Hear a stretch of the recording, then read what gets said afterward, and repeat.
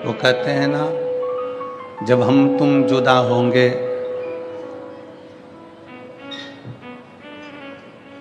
याद किया करेंगे। और बाबा के चरणों का यही एक प्रताप है, भगवान शिव के चरणों का यही एक प्रताप है। सभी देवताओं के सामने जाना पड़ता है, प्रणाम करना पड़ता है, नमन करना पड़ता है, बोलना पड़ता है।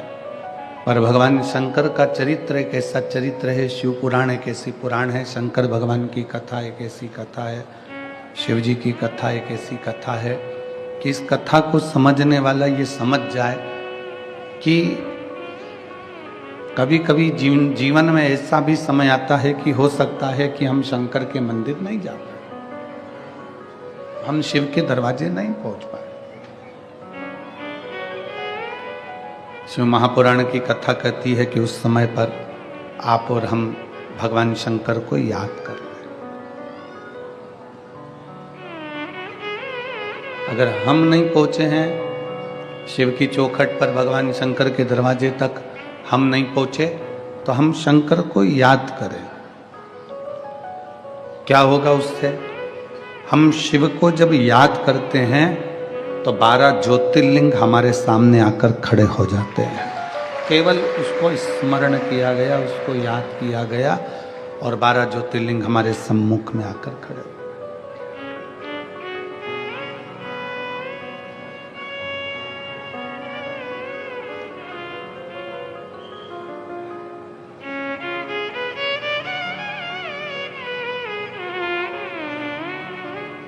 एक बार श्री शिवाय नमस्तुभ्यम कहा जाए, एक बार पंचाक्षर मंत्र नमः शिवाय कहा जाए, एक बार षडाक्षर मंत्र ओम नमः शिवाय कहा जाए। जब हम श्री शिवाय नमस्तुभ्यम कहते हैं, जब हम श्री शिवाय नमस्तुभ्यम का जाप करते हैं, स्मरण करते हैं,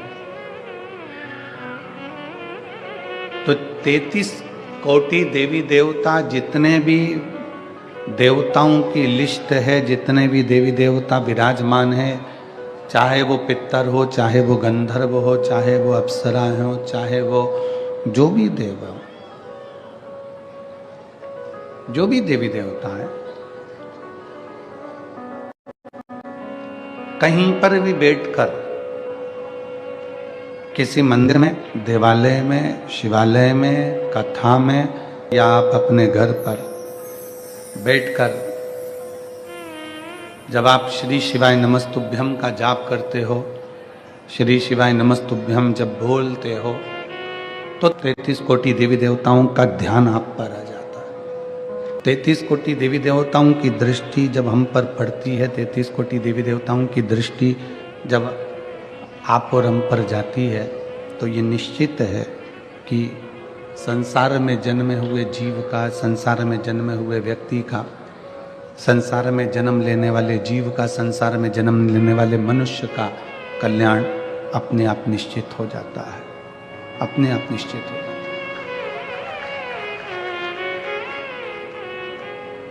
शिव की भक्ति एक ऐसी भक्ति है, शंकर की उपासना एक ऐसी उपासना है, शिव की आराधना एक ऐसी आराधना है जो व्यक्ति को कुछ अलग बनाती है।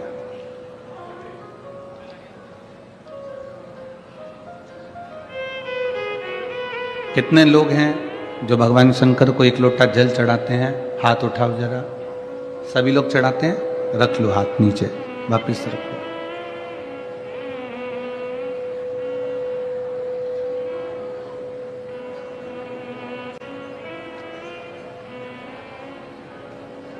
कब से चढ़ाना चालू करा?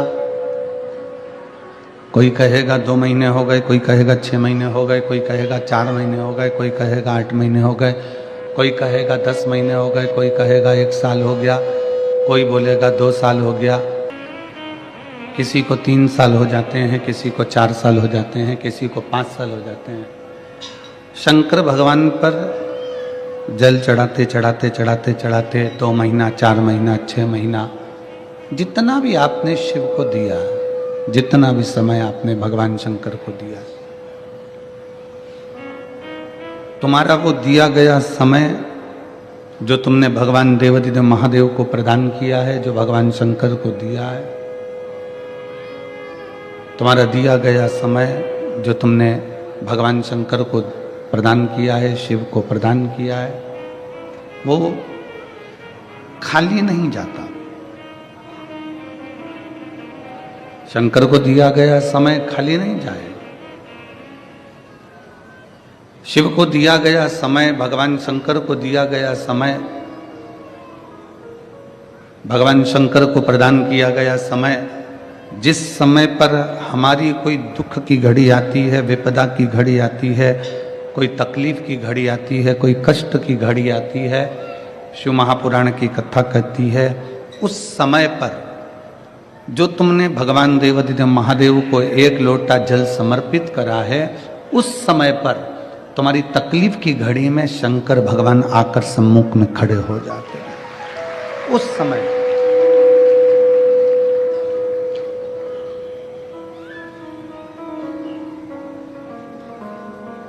एक पत्र आया है,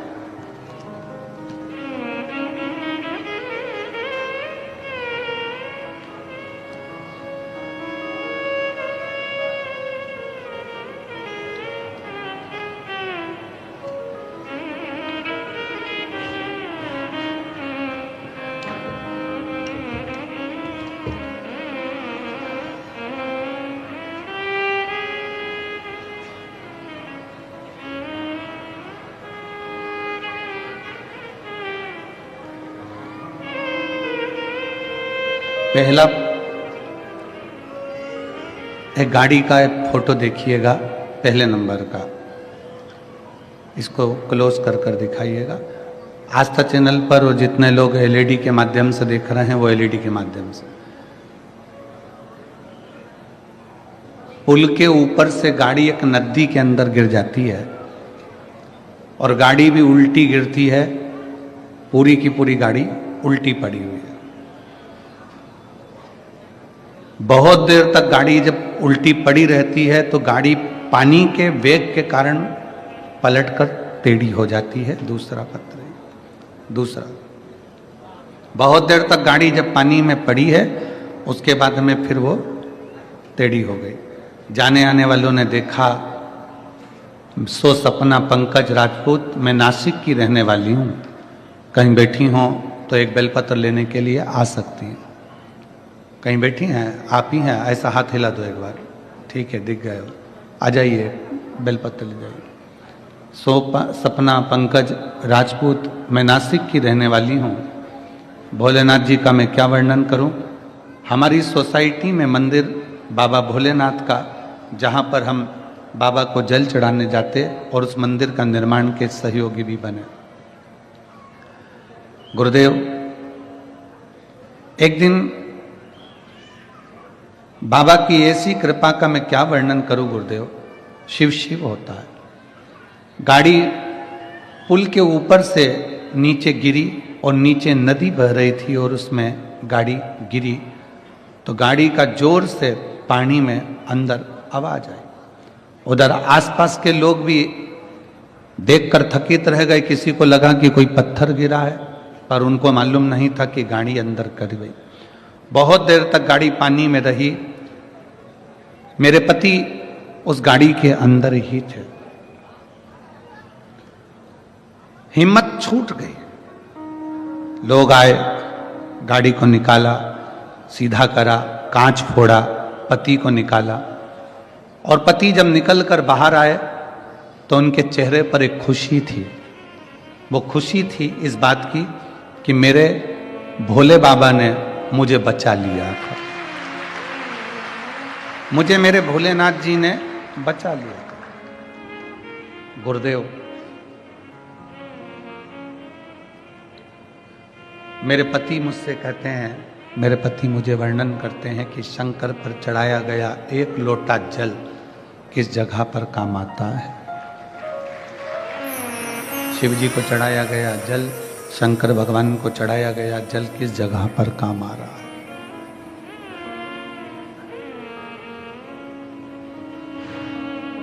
जो एक लोटा जल आपने शंकर भगवान को समर्पित करा है, शिव जी को जो एक लोटा जल दिया है, शंकर भगवान को जो एक लोटा जल आप प्रदान किए हैं, चढ़ाए हैं,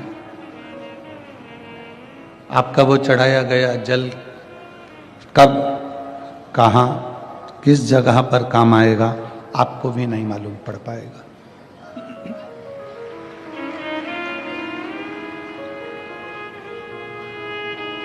भूल जाओ, शंकर को जल चढ़ाने के बाद आप ये भूल जाओ कि मैं 2 महीने से कि 3 महीने से कि 3 साल से कि 1 साल से कि 1.5 साल से कि 2 साल से कि 4 साल से आप शंकर जी को जल चढ़ा रहे हैं। इस बात को आप भूल जाइए, आपके स्मरण में मत लाइए इस बात को।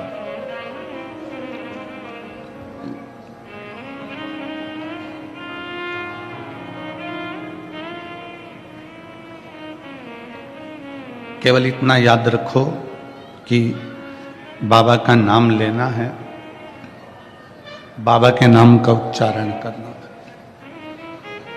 बाबा के नाम को भजना है, श्री शिवाय नमस्तुभ्यम कहना है, भगवान शंकर की भक्ति हमको करना है। ये भूल जाओ कि कितने समय से चढ़ा रहे हो, कितने समय से पुकार रहे हो।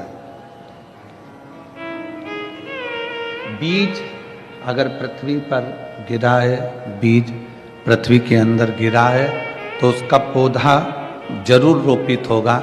उसमें पानी डले ना डले, उसमें खाद डले ना डले, पर वो बीज जो पृथ्वी के अंदर गया है, जमीन के अंदर गया है, उसका पौधा जरूर निकलेगा। आज नहीं तो कल निकलेगा, बारिश गिरने के बाद निकलेगा, कभी भी निकलेगा। पर जो बीज अंदर गया है जमीन के, एक ना एक दिन उसका पौधा जरूर बनेगा। उसी तरह शंकर को अगर एक लोटा जल चढ़ाया है तो उसका फल जरूर मिलेगा, उसका फल जरूर मिलेगा।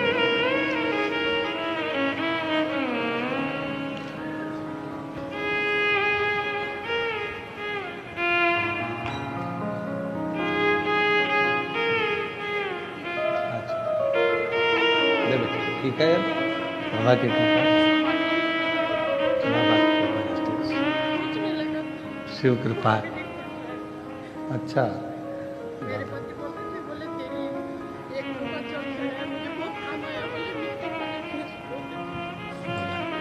दीदी बोल रही है, पति कहने लगे कि उस गाड़ी के अंदर पानी भरा हुआ था, समझ में नहीं आ रहा था, पर तेरे द्वारा एक लोटा जो जल चढ़ाया गया वो मुझे वहां काम आ गया। एक आपके पति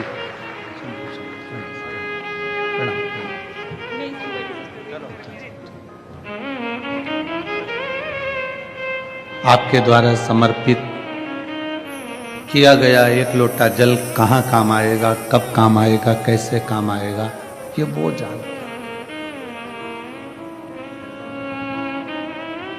आप शंकर के मंदिर जाते रहो, आप शिव की चौखट पर जाते रहो, आप शंकर के दरवाजे पर जाते रहो, शंकर के दरवाजे पर जाते रहोगे, शिव की चौखट पर पहुंचते रहोगे, शंकर का एक लोटा जल समर्पित करते रहोगे।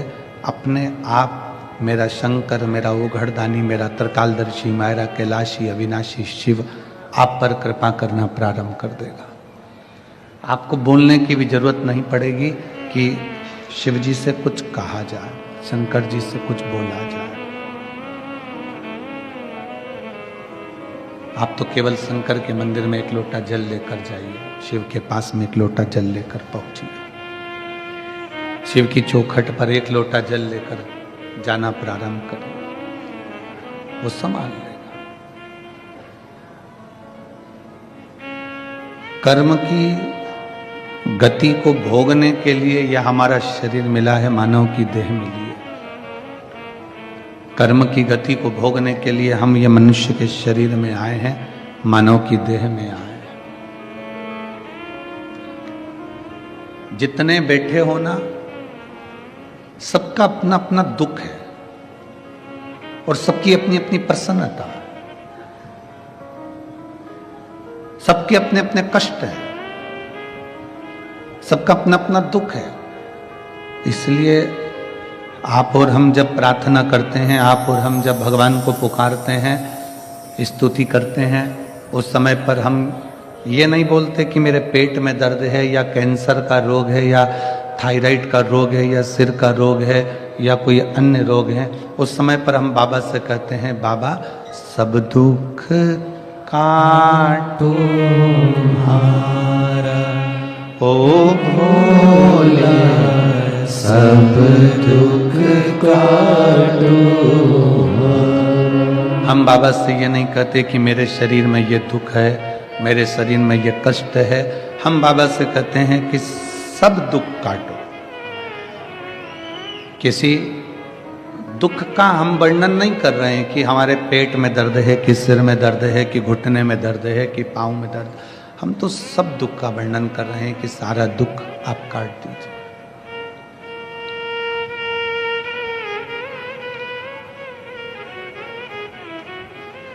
किसी ने पूछा, गुरुजी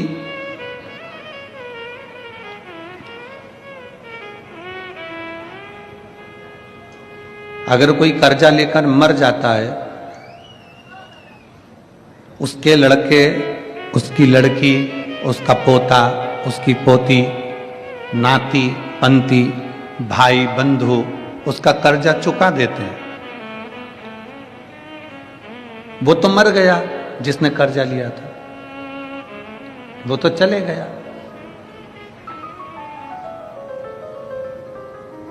भाई ने कर्जा चुका दिया, बेटे ने कर्जा चुका दिया, बेटी ने कर्जा चुका दिया, रिश्तेदारों ने कर्जा चुका दिया, तो क्या जो मरा है उसको भोगना पड़ेगा दूसरी बात कि नहीं भोगना पड़ेगा? कर्जा भाई ने चुकाया, कर्जा बेटे ने चुकाया, कर्जा बेटी ने चुकाया, पर जिसने लिया था वो नहीं चुका पाया। अपने कर्म का भोग अपने को स्वयं भोगना। परसों की कथा में कहा था कि हाथ में हमको खुजाल चली है तो हम खुजालेंगे। पेट हमारा दुखा है तो दवाई भी हम खाएंगे, दवाई भी हम खाएंगे। सिर में दर्द है तो दवाई हम खाएंगे, पड़ोसी को नहीं खिलाएंगे। पड़ोसी उस दवाई को खा भी लेगा तो उसका असर तुम्हें नहीं होगा। उसी तरह हमारे कर्म को, हमारा जो कर्म है उसका भोग हमको भोगना। जितने परिवार वाले हैं, जितने कुटुंब वाले हैं, जितने रिश्तेदार हैं, ये सब तुम्हारे कमाए गए धन का भोग भोगेंगे और तुम अपने कर्म का भोग भोगोगे। ये धन का भोग भोगेंगे। जो पैसा है, दौलत है, धन है, वैभव है, सबका भोग सबको भोगना। बेटा भी भोगेगा, बेटी भी भोगेगी, पत्नी भी भोगेगी, परिवार भी भोगेगा।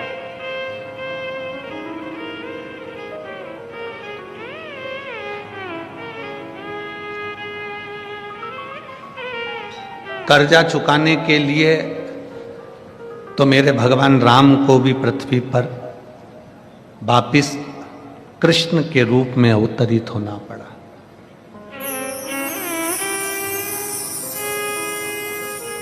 कर्जा चुकाने के लिए मेरे राम जी को भी भगवान कृष्ण के रूप में पृथ्वी पर अवतरित होना पड़ा। आप सब ने कथा सुनी होगी कि एक बार भगवान श्री राम माता जानकी के साथ में अपने पिता के वचनों को निभाने के लिए वन जा रहे थे।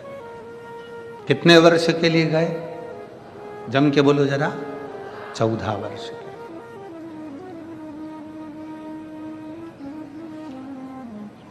चौदह वर्ष के लिए राम वन चले। 14 वर्ष चलते चलते एक ऐसा वीरान जंगल आ गया जिस वीरान जंगल में पानी भी नहीं था, जहां पर पीने के लिए जल भी नहीं। चलते चलते माता जानकी थक गई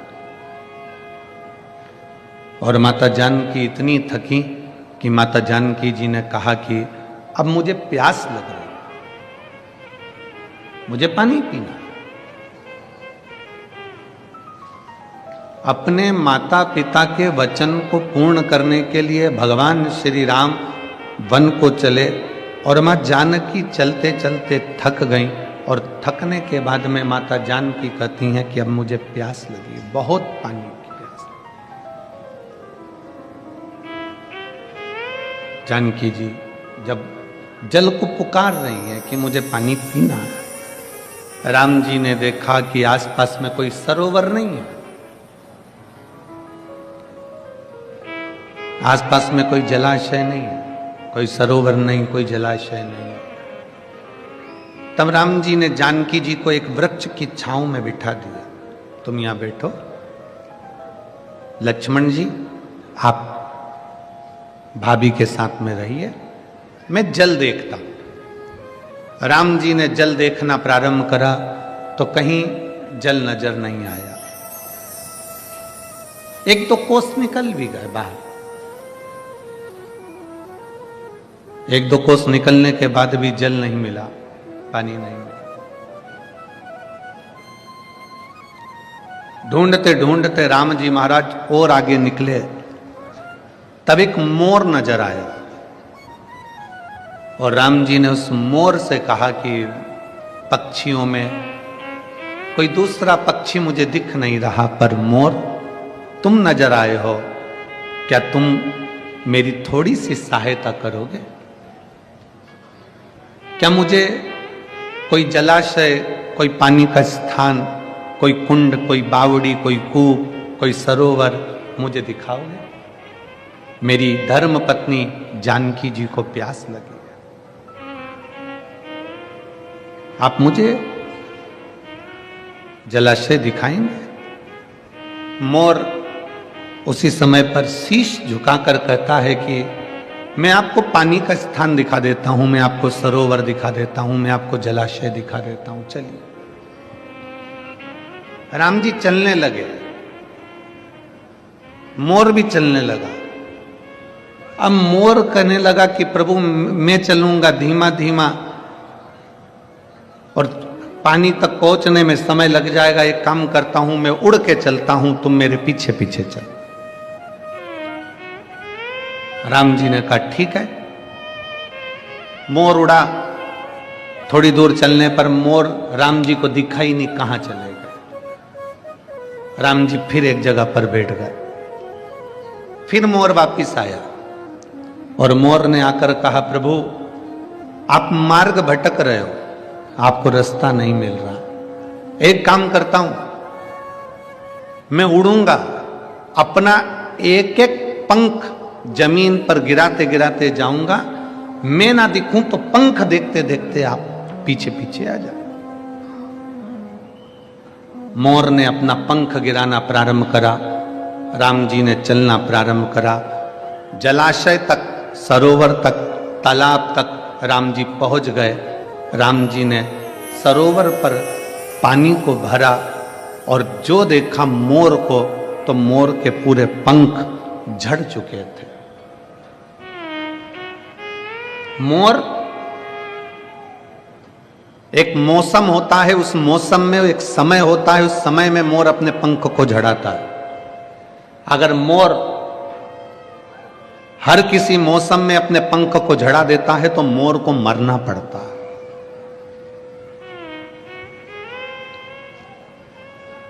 एक मौसम, एक समय ऐसा होता है जिसमें मोर अपने पंख को झड़ाता है, और किसी दूसरे मौसम में या दूसरे समय पर मोर अपने पंख को झड़ाता है तो मोर मरता ही है, मोर को मरना पड़ता। मोर ने अपने सारे पंख झड़ा दिए, प्राण छूट रहे थे मोर के। राम जी उसको देखते हैं, आंखों में जल भर लेते हैं।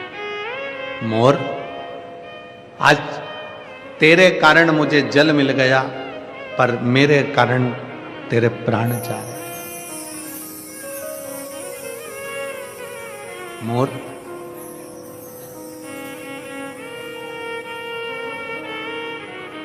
तेरे को कुछ मांगना हो तो मांग ले। मोर कहता है प्रभु आपके चरणों की शरणागति देना। राम जी कहते हैं मेरे सामने तेरे प्राण छूट रहे हैं, शरणागति तो वैसे ही मिल जाएगी। और तू मेरे चरण मांग रहा है। मोर, तेरा कर्जा मेरे मस्तक पर चढ़ा है, अगला अवतार लूंगा कृष्ण का तो तेरा कर्जा चुकाने के लिए तेरे पंख को सिर पर धारण कर।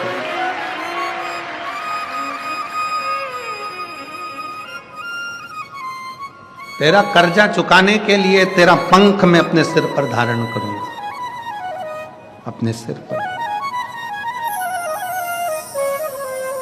और शिव महापुराण की कथा वर्णन करती है,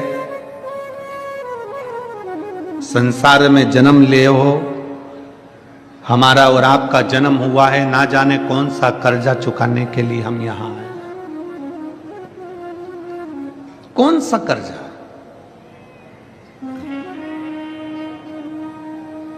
सास कहती है मेरी बहू अच्छी नहीं है।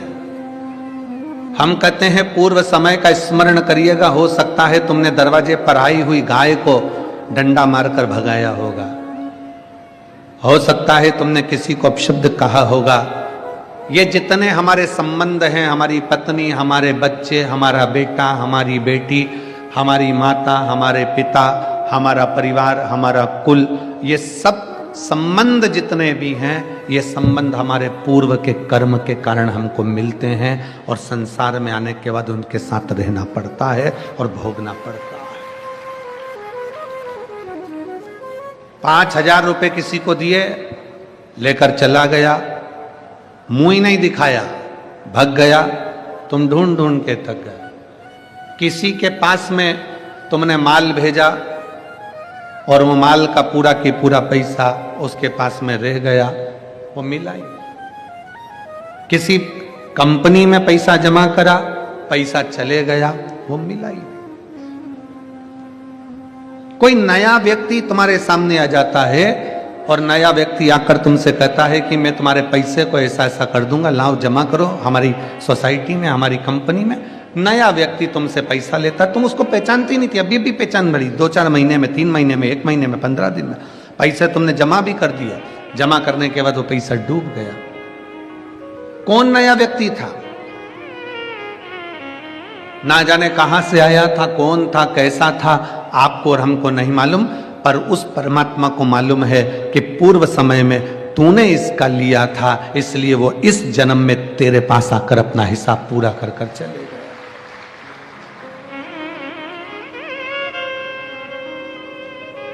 शिव महापुराण की एक बात अपनी जिंदगी में जरूर उतारिए। 83,99,999 जो योनियां हैं, 83,99,999 जो योनियां हैं, ऐसी कोई योनि नहीं मनुष्य की देह 84 लाखवें नंबर की योनि है। सारी योनियों में जितनी योनियां बनेंगी, आप कुत्ता बनेंगे, आप झिंगुर बने, इल्ली बने, कीट बने, पतंगा बने, स्वान बने, मछली बने, जानवर बने, जलचर बने, थलचर बने, वायुचर बने, पक्षी बने, पशु बने, कुछ भी बने, 83,99,999 योनियों में ना जाने सारी योनियां आपको मिली, मनुष्य की देह भी मिली। पर इतना याद रखना, हर योनि में तुम्हारे बच्चे भी होंगे, हर योनि में तुमको भोजन करने को भी मिलेगा, पेट भरने को, हर योनि में तुम्हें पानी पीने को भी मिलेगा, हर योनि में हवा भी मिलेगी, हर योनि में तुम्हें खाने को भी मिलेगा, पीने को भी मिलेगा, बच्चे भी मिलेंगे, परिवार भी मिलेगा, माता पिता भी मिलेंगे, सब कुछ मिलेगा। हर योनि में तुम्हें घर भी मिलेगा, रहने का एक छोटा सा आसियाना, छोटी सी जगह, कुछ भी मिलेगी, पर मिलेगी जरूर। हर योनि में सब कुछ मिलेगा, पर हर योनि में शिव महापुराण की कथा नहीं मिलेगी। शिव महापुराण की कथा तो केवल एक मनुष्य योनि में मिलती है। एक पक्षी को अगर सुना भी देंगे तो पक्षी को क्या ज्ञान होगा? एक पशु को अगर कथा सुना भी देंगे तो क्या ज्ञान होगा? एक इल्ली माला में चढ़कर अगर कथा सुन भी लेगी तो उसको क्या ज्ञान होगा? कोई कीट, कोई पतंगा, कोई जानवर, कोई पशु, कोई पक्षी, कोई जलचर, कोई थलचर अगर कथा सुन भी लेंगे तो उनको क्या ज्ञान होगा। सारी योनियों में पत्नी, परिवार, बच्चे, कुटुंब, माता पिता, खाना पीना सब मिलेगा, पर केवल एक मनुष्य की योनि ऐसी है जिस योनि में शिव पुराण की कथा सत्संग मिलता है। क्यों मिलता है?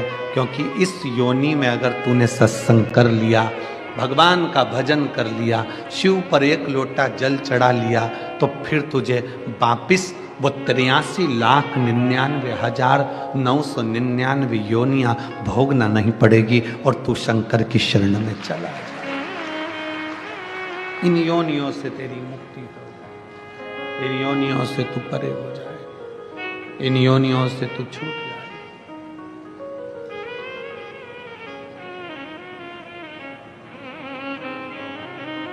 कर्ज चुकाने के लिए आपका और हमारा जन्म हुआ है।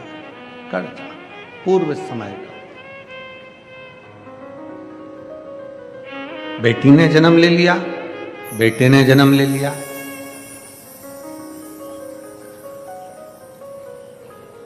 किसी के घर में अगर बेटा बेटा जन्म ले रहा है तो समझ लेना कि तुम्हारा कोई पूर्व का तुम्हारा कर्जा बहुत ज्यादा था, इसलिए घर में बेटे ही बेटे जन्म ले लिए। अगर तुम्हारे घर में, परिवार में, कुल में एक बेटी भी जन्म ले ले तो समझ लेना कि तुम्हारा पूर्व का कोई पुण्य बड़ा प्रबल था जिसके कारण बेटी ने जन्म। बड़ी मुश्किल से कहीं पूर्व, एक गरीब सब्जी बेचने वाला है, ठेला चलाने वाला है, कबाड़ा बेचने वाला है, उसके घर में 1 2 3 4 5 6 बेटी जन्म ले लेती है।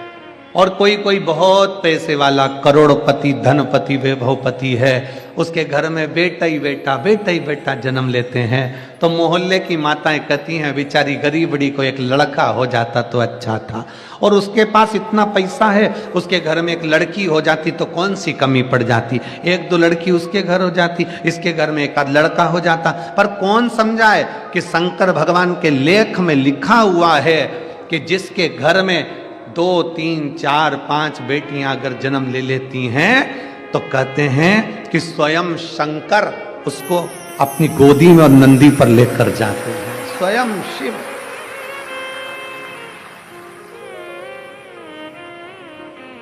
हम सोचते हैं कि बेटों का जन्म हो रहा है तो बड़े भाग्यशाली हैं।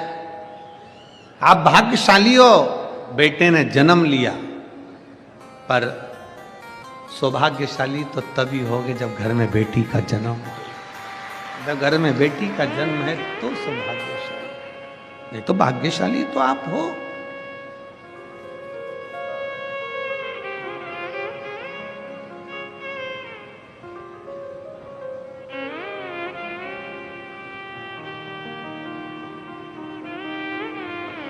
भाग्यशाली तो हो, यह आपके भाग्य की सराहना है। तुम्हें जो समय मिला है, तुम्हें जो ये मनुष्य का जीवन मिला है, मानव का शरीर मिला है, इस मानव के शरीर की कीमत समझो, इसकी कीमत समझो। बचपन तुमने परिवार को दे दिया, मम्मी कितना लाड लड़ाती है, आई कितना प्रेम करती है, पिताजी कितना प्रेम करते हैं बचपन में। बचपन में माँ बाप का इतना प्रेम रहता है कि बच्चे को सोते हुए देखना उन्हें बहुत पसंद आता है। बोलो बोलो जरा, समय जम के बोलो जरा। बच्चा अगर सो रहा है ना बचपन में तो माँ बाप को बहुत अच्छा लगता है, और वही बच्चा जब 27 साल का हो जाए, 25 साल का हो जाए, 20 साल का हो जाए, 30 साल का हो जाए, तो कौन माँ बाप हैं जिसको लड़का लड़की घर में सोते हुए अच्छे लगेंगे? लगते हैं? नहीं। माँ बाप कहते हैं कि इस उम्र में तो तुझे मेहनत करना चाहिए, पढ़ना चाहिए, आगे बढ़ना चाहिए, और तू पलंग पर पड़ा है। बेटा वही है जो बचपन में अच्छा लग रहा था, बेटा वही है, बेटी वही है जो बचपन में अच्छी लग रही थी, पर वही बेटा बेटी जब जवानी के समय पर एक उम्र के अनुकूल अगर घर के अंदर सोते रहें, 1-2 बजे रात को सो रहे हैं और दिन के 2 बजे अपने कमरे से निकल रहे हैं, और माँ थोड़ा सा भी उसको जगा दे तो वो आग बबूला हो जाए, मम्मी लाइट बंद करो, भाऊ लाइट बंद करो, पापा पंखा चालू कर दो, मम्मी एसी का रिमोट लाके दे। माँ बाप की आंख में आंसू आ जाते हैं। बचपन में सोता हुआ बच्चों को देखे तो माँ बाप खुश होते हैं, पर जवानी में बच्चों को सोता हुआ ऐसे समय बर्बाद करते हुए देखे तो माँ बाप को खुशी नहीं होती। माँ बाप कहते हैं कुछ पढ़ ले, आगे बढ़ ले और जिंदगी में नाम कमा ले। अच्छा नहीं लगेगा? बचपन आपने अपने परिवार को दे दिया, जवानी पूरी दोस्त यार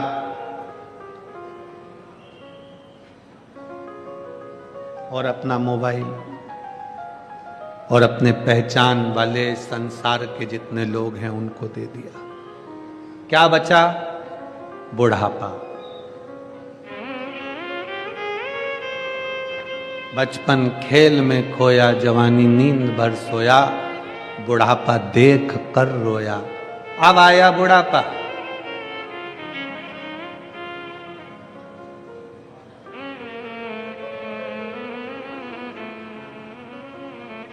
जब जवानी आती है, अच्छा पद मिल जाता है, अच्छी प्रतिष्ठा मिल जाती है, अच्छी कुर्सी मिल जाती है, अच्छी जॉब मिल जाती है, अच्छी नौकरी मिल जाती है, अच्छी प्रतिष्ठा मिल जाए, अच्छी कुर्सी मिल जाए, अच्छा पद मिल जाए, अच्छी सत्ता मिल जाए, तो निवेदन है झुकना सीख जाना, अकड़ना नहीं। झुकना सीख।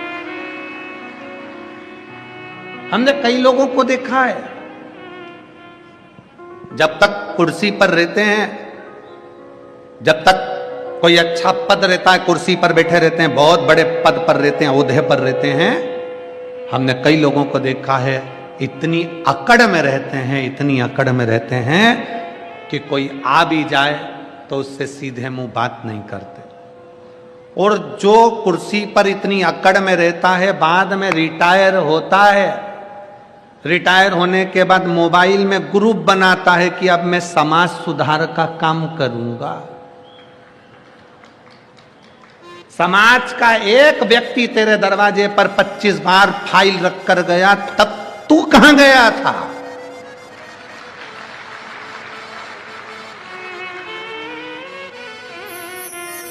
परिवार का एक व्यक्ति 25 बार हाथ जोड़कर आ गया, भैया जी देख लेना, तुम हमारे रिश्तेदार, तुम हमारे नातेदार, मिलने को तैयार नहीं हुआ, और रिटायर होते से ही व्हाट्सएप पे, फेसबुक पे, इंस्टाग्राम पे ग्रुप बना दिया कि अब मैं मेरी समाज का ये काम करूंगा, मैं अपने मोहल्ले का ये काम करूंगा, मैं अपने क्षेत्र का ये काम करूंगा। अब याद आ रहा है, अब समझ में आ रहा है कि अब मैं कोई अच्छा काम करने का प्रयास करूंगा। अच्छा काम कब करना था? जब तुम्हारी कुर्सी थी। अच्छा काम कब करना था? जब तुम्हारी सत्ता थी। अच्छा काम कब करना था? जब तुम्हारी प्रतिष्ठा थी, तब अच्छा काम करना था। अपनी कुर्सी का, अपने पद का, अपनी प्रतिष्ठा का ध्यान रखकर, जब तक तुम्हारे पास में सत्ता है, कुर्सी है, वैभव है, कुछ ऐसा कर जाओ। जीजाबाई ने छत्रपति शिवाजी से एक बात कही थी, वो बात संपूर्ण विश्व के लोगों को याद आना चाहिए।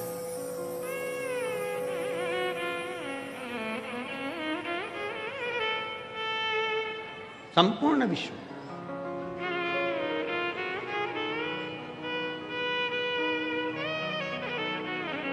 जीजाबाई ने पूछा था, शिवाजी, हे शिवाजी। हाँ मां, आई, बोलो शिवाजी। कुर्सी रहते, सिंहासन रहते, पद रहते, प्रतिष्ठा रहते, शरीर रहते, क्या करना चाहिए?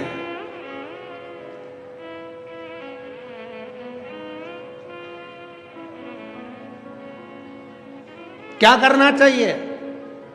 तो शिवाजी ने कहा, मां, शासन, प्रशासन और सनातन धर्म की रक्षा करना चाहिए। अपने सनातन धर्म की मजबूती। आपके पास में बहुत अच्छा पद है ना, आपके पास में बहुत अच्छी प्रतिष्ठा है, बहुत अच्छी कुर्सी है, बहुत अच्छा आपके पास में पद है, तो प्रयास करना कि इस पद की गरिमा बनी रहे। कोई आए, तुम्हारा एक सिग्नेचर अगर किसी का भला कर सकता है, एक साइन तुम्हारा भला कर सकता है, तो ध्यान देना, पहले फाइल पढ़ो, खूब अच्छे से अध्ययन करो। हम ये नहीं कहते कि तुम बिना देखे सिग्नेचर करो, हम तो कहते हैं तुम्हारा एक सिग्नेचर, एक चिड़िया तुम्हारी अगर किसी का भला कर सकती हो, तो प्रयास करना कि एक बार जिंदगी में अपनी कुर्सी पर बैठकर उस चिड़िया को बना देना, किसी का भला कर देना। प्रयास करो अच्छा करने का। फिर मिलेगा शरीर, जम के बोलो जरा, वापिस मिलेगा? नहीं। रिटायर होने के बाद वापिस कुर्सी पे बैठोगे? अरे जम के तो बोलो, नहीं। बैंक का मैनेजर अपनी कुर्सी पर बैठा है तब तक उसका साइन काम आएगा। बैंक का मैनेजर या थाने का थानेदार जब अपनी कुर्सी से रिटायर हो जाएगा और मैनेजर वापिस अपने बैंक में जाएगा और जाकर अपनी कुर्सी पर बैठेगा, तो कोई बैठने देगा? थानेदार रिटायर होने के बाद अपनी कुर्सी पर बैठेगा तो कोई बैठने देगा? नहीं, क्योंकि अब थानेदार दूसरा आ गया, मैनेजर दूसरा आ गया, तुम रिटायर हो गए। अब तुम्हारे कितने भी अच्छे सिग्नेचर हो, वो सिग्नेचर काम के नहीं है, क्योंकि जब तुम्हारी कुर्सी थी तब सिग्नेचर काम का था। इसलिए जब तक तुम्हारी कुर्सी और पद प्रतिष्ठा है तब तक सिग्नेचर अच्छे करने का प्रयास करिए, किसी का भला करने का प्रयास करिए, किसी के लिए श्रेष्ठ करने का प्रयास करिए। कुछ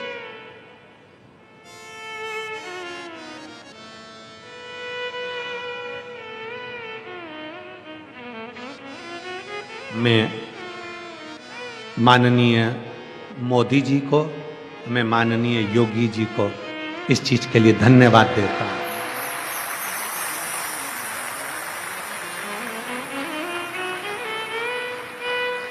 मैं माननीय मोदी जी को और माननीय योगी जी को, प्रधानमंत्री जी को, उत्तर प्रदेश शासन के मुख्यमंत्री जी को भी धन्यवाद देता हूं कि अपनी कुर्सी का सदुपयोग कर रहे हैं, शासन, प्रशासन और सनातन तीनों को मजबूत कर रहा है।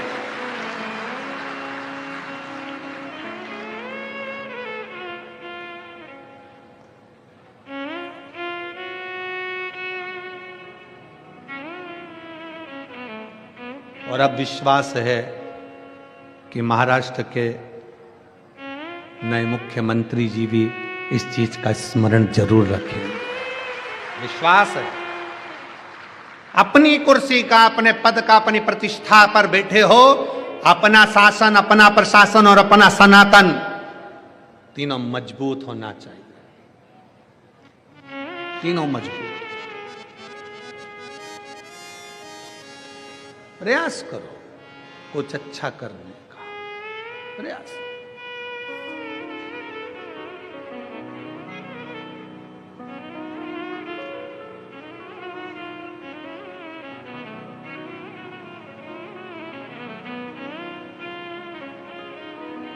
और जब हम शिव की अविरल भक्ति में जिस समय डूबेंगे, शंकर की अविरल भक्ति को जब हम भजेंगे, तो शिव क्यों ना मिलेगा, क्यों ना मिलेगा।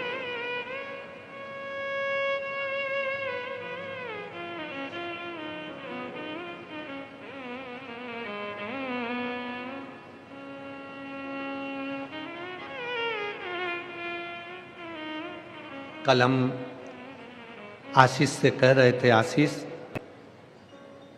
पहली कथा नेपाल तो बाची है विदेश में, पर पहली कथा दुबई में है।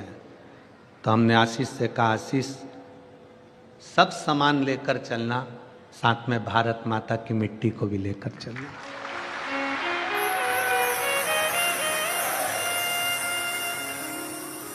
क्योंकि जो प्यार भारत की मिट्टी दे सकती है, वो दुनिया में कोई नहीं दे सकता।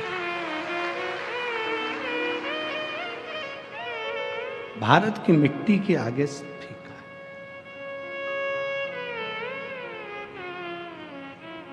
आशीष बोला, गुरुजी 3 दिन में तो अपन आ जाएंगे।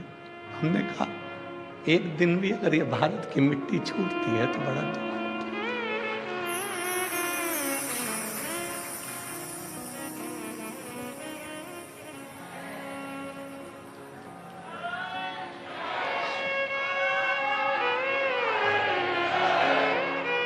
भारत की मिट्टी एक दिन भी छूटती है ना तो बड़ा दुख होता है।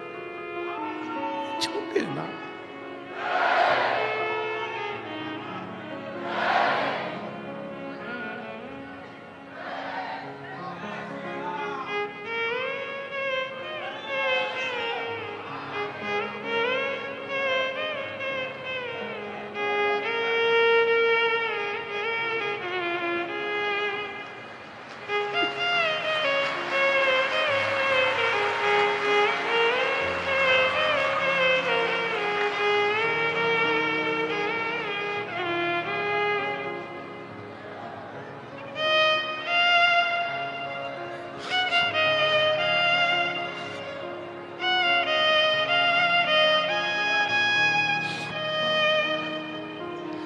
ये ना छोड़ो, इसको भी थोड़ा बटोर ले।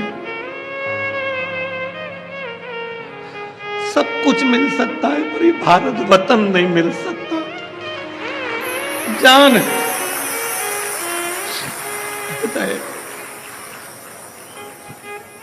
इसको संजो लो। जन्म मिला है मनुष्य का, मानव का,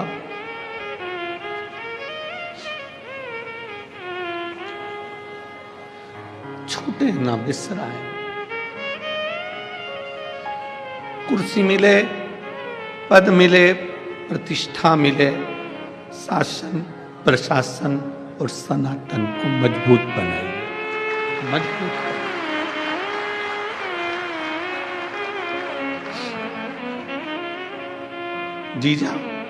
जीजाबाई ने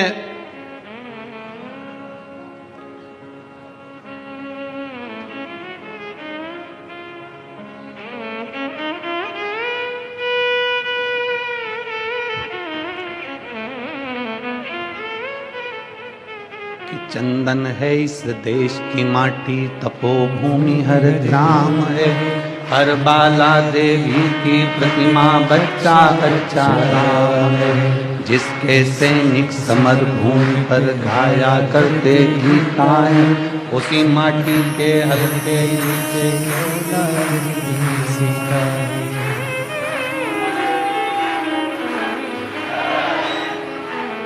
ये वो भूमि है। भारत की भूमि वो भूमि है जिसमें जन्म मिल जाए तो भी कम ना।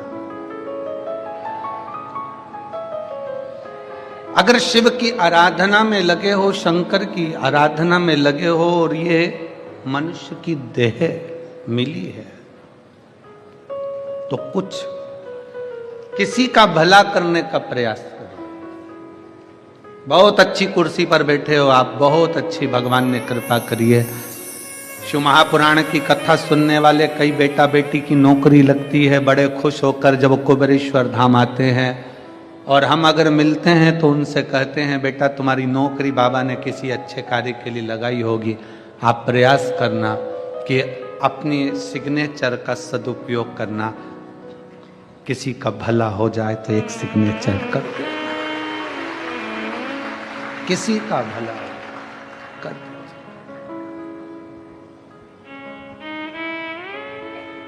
हमारे जीवन की इतनी कथा हुई पर सारी कथाओं का रिकॉर्ड सिरपुर ने तोड़ दिया।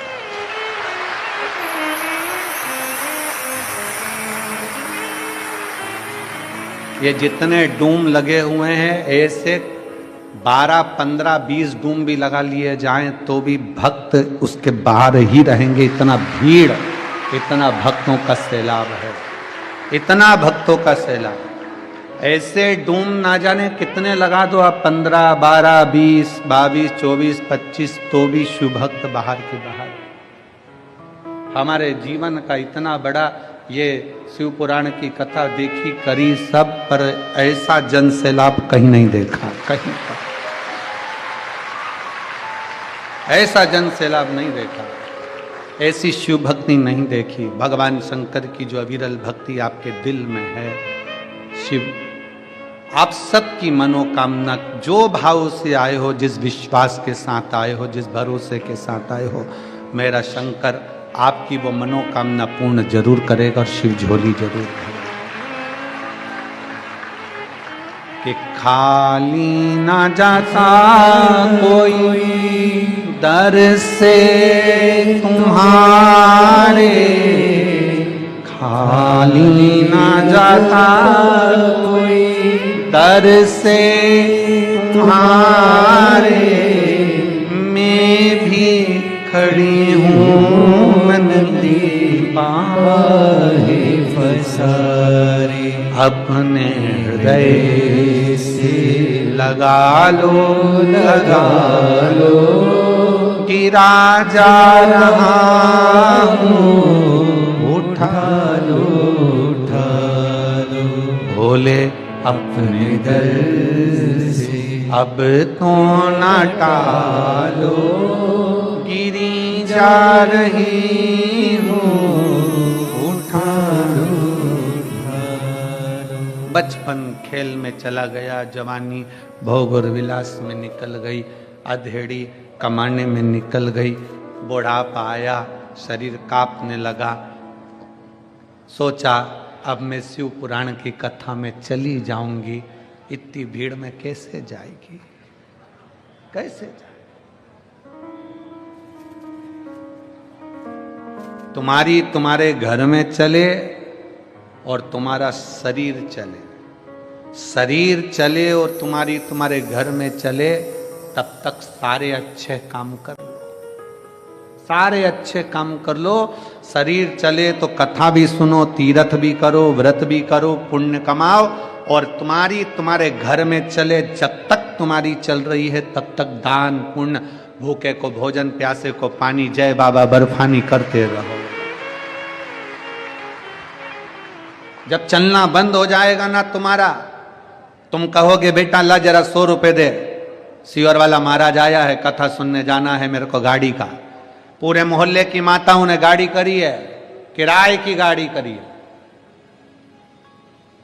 और आई हैं मेरी जीजियां यहाँ, आए हैं मेरे जीजा यहाँ, सब ने मिलकर, कोई ने गाड़ी करी, कोई ने लोडिंग करा, कोई ने बड़ा ट्रक करा, कोई ने ट्रैक्टर करा, डीजल डलवाया, किराया दिया, सब ने मिलकर दिया। सब ने मिलकर आज जो खर्च कर कर तुम यहाँ आए हो ना, 100-500 रुपए लगा कर यहाँ आए हो, चिंता मत करना।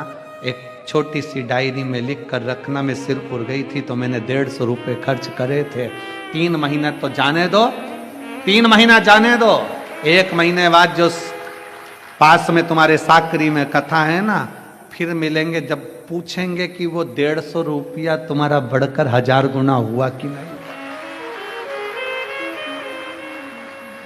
जाने दो। शिव भक्ति में भगवान शंकर को अगर एक लोटा जल दे रहे हो, भगवान शंकर को एक बेलपत्र दे रहे हो, शिव जी पर एक अक्षत चावल भी अगर चढ़ा रहे हो तो वो खाली नहीं जाता। तो तुमने तो यहाँ आकर अपना कीमती समय भोले बाबा को दिया है, तो बाबा क्या तुम्हारे लिए समय निकाल कर तुम्हारे दरवाजे पर नहीं आएंगे? कीमती समय दिया। और ऐसी सुभाना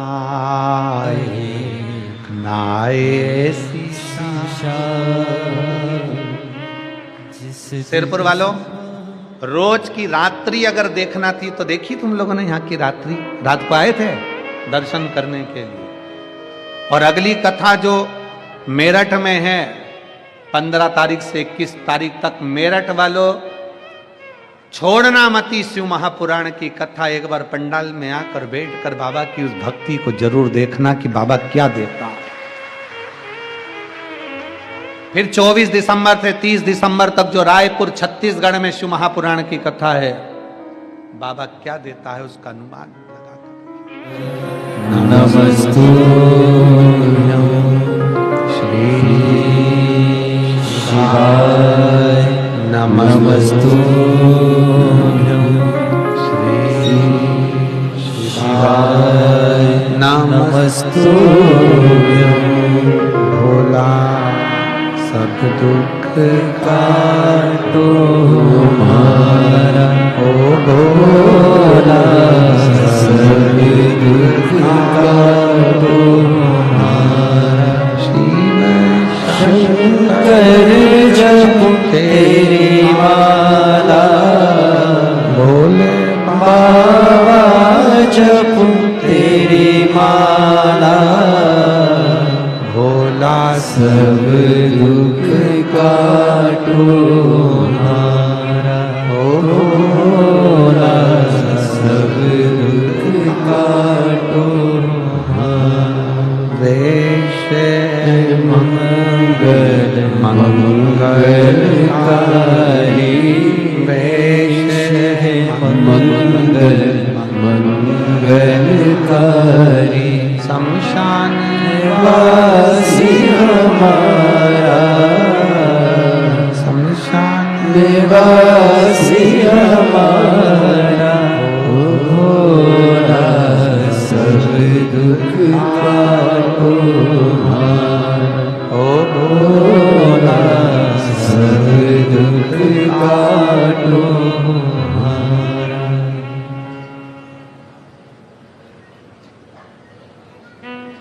बाबा देव अधिदेव महादेव, भगवान शिव गर्दानी त्रिकालदर्शी कैलाशी अविनाशी शिव की कथा कह रही है। भगवान शंकर का चरित्र कह रहा है। बचपन गया जाने दो, जवानी गई। ये कब चालू करोगे? एक बार सुनो तो आके कि यहाँ का माइक चल नहीं रहा है। एक बार आके खुद भी तो सुनो कि बक्से नहीं चल रहा है एक भी। भगवान शिव, ओगरदानी शंकर, त्रिकालदर्शी, कैलाशी, अविनाशी शिव, जो संपूर्ण विश्व का कल्याण करने वाला, संपूर्ण जगत का उद्धार करने वाला है।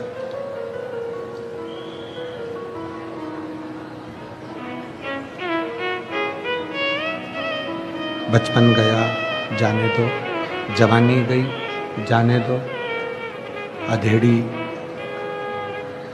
गई वो भी जाने दो, पर बुढ़ापा जो मिला है,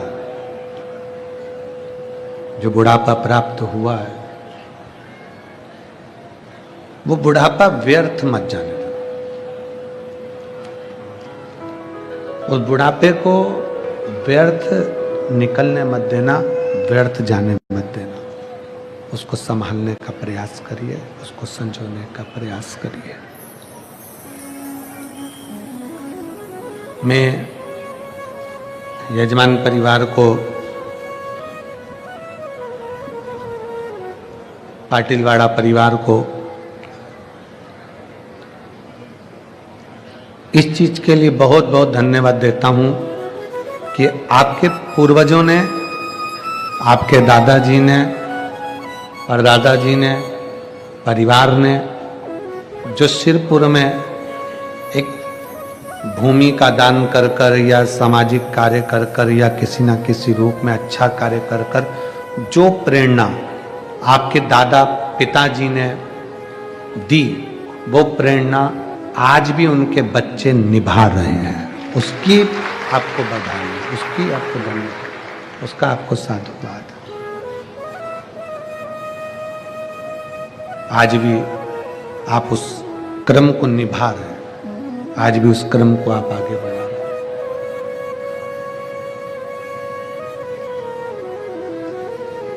और करो, शरीर फिर नहीं मिलना है। शरीर ना जाने किस योनि में, किस जन्म में हम कहां होंगे, आप कहां होंगे, किसको पता है, किसको मालूम है कि कौन कहां होगा।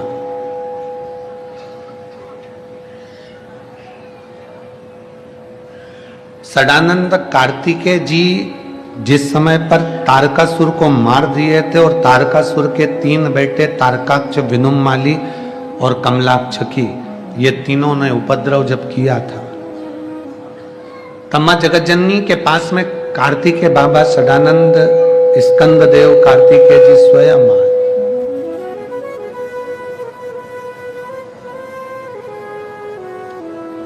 स्कंददेव कार्तिकेय जी स्वयं आए और स्कंददेव कार्तिकेय जी ने आकर अपनी माता जी से कहा, मां यदि आप कहो तो मैं ये तारकासुर के 3 बेटों को भी मार दूं, तारकाक्ष को, विदुमाली को और कमलाक्ष को, इनका समाप्त कर देता हूं, इनको भी मार देता हूं।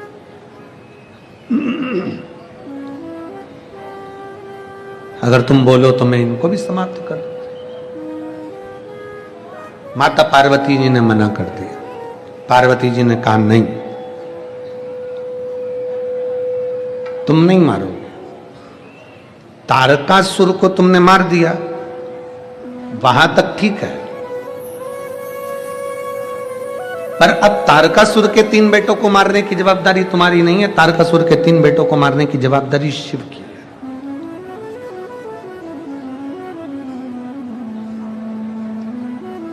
आपसे एक बात पूछें, दवाई क्यों खाते हो? जम के बोलो, दवाई क्यों खाते हो? कि तुम एक्सपायर ना हो जाओ। बोलो सही है कि गलत है? जम के तो बोलो जरा, सही है। व्यक्ति आखिरी तक दवाई खाता है कि वो एक्सपायर, जम के बोलो, एक्सपायर ना हो जाए। दवाई कब खाना चाहिए? जम के बोलो जरा, कब खाना चाहिए कि दवाई भी एक समय ऐसा होता है कि दवाई भी एक्सपायर हो जाती है, लिखी रहती है उस पर तारीख। देखी तुम लोगों ने कि नहीं देखी? देखिए, जम के बोलो जरा, देखा है ना? व्यक्ति दवाई इसलिए खाता है कि वो एक्सपायर ना हो जाए, पर कभी कभी दवाई भी एक्सपायर हो जाती है। शिव कथा कहती है दवाई एक्सपायर हो उसके पहले दवाई खाओ, और तुम एक्सपायर हो उससे पहले भगवान का भजन गाओ।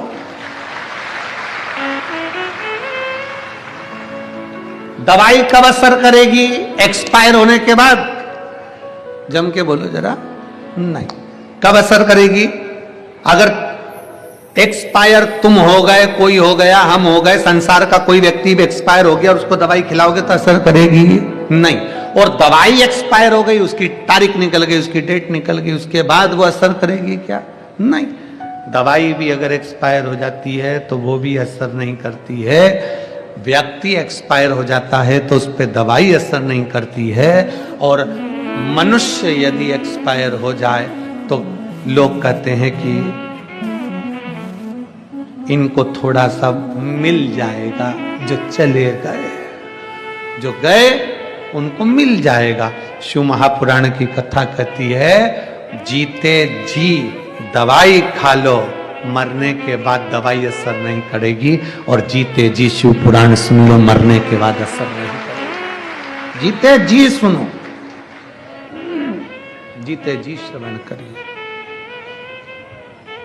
जीते जी धारण करिए। जितना श्रवण कर सकते हो, जितना भजन कर सकते हो, जितना स्मरण कर सकते हो, जितना कीर्तन कर सकते हो, उतना करिए।